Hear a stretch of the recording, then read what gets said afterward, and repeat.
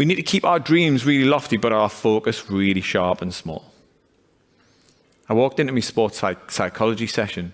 It was September 2005. I'd just come back from Montreal, just missed out on the medal at the World Champs. It was on the lead up to the Commonwealth Games. I walked into my sports psych session, hair all over the shop, stinking of chlorine, and I sat down. I was stressed out of my mind. I had so many stakeholders on my back, and the more you journey through any sort of career, especially in sport, new levels bring new devils, don't they? There's more reporting procedures, all sorts. And I sat down, and my sports psych was called Simon Hart. He said, "Are you all right?" I said, "Not really." And I went for it. I gave him 5 minutes of just stress and worry and tension and all this. And he sat there like on his chair, like wide-eyed. And at the end, he said something to us which really, really annoyed us. He said, "Wow, that's a lot of stress for somebody who only has to swim 2 lengths of the pool." I was like, "You joking?" And we had a bit of a tussle. It got on really well. We used to meet every week. I'd worked with this guy for 6 years. How could he get it so wrong?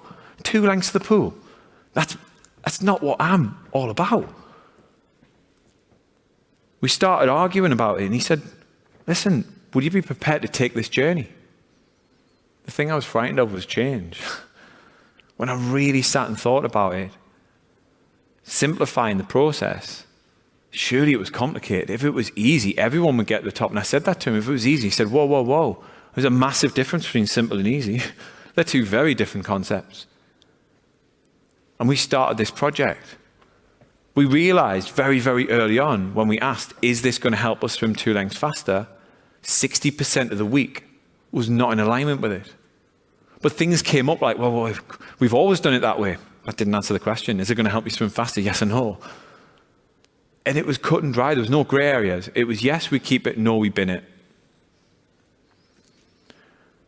We realized that actually, if we change up 60% of the week, we started asking different questions.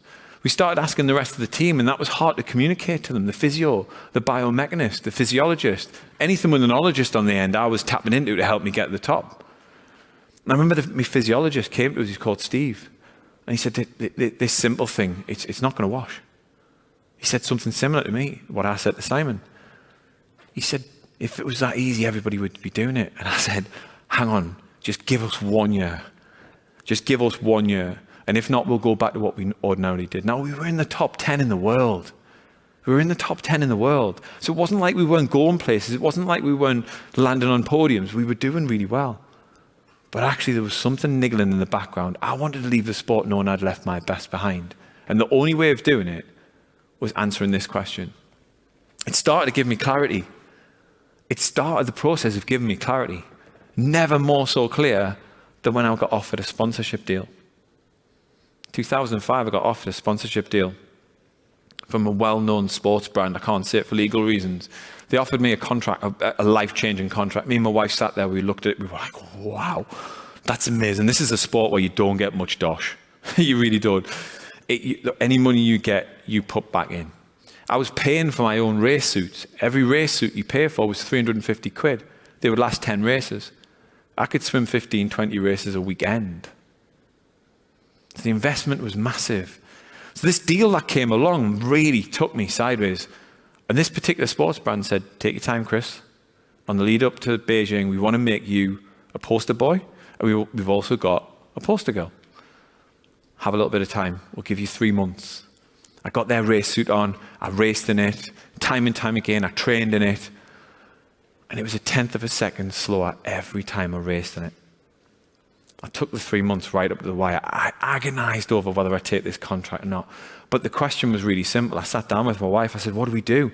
I said, I've got to get back to this sports brand tomorrow. The 3 months is up. She said, well, does it make you swim faster? The answer was no.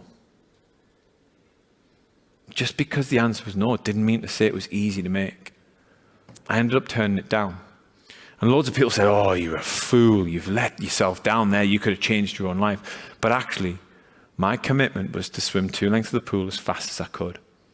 And if you want any confirmation of how committed I was to it, listen to the language I use. I can't remember this interview. I got out of the water, I walked straight over to Sharon Davies. I was on a high. I can't remember any of this, but listen to the language. I use when she asks me how it feels to be Commonwealth champion.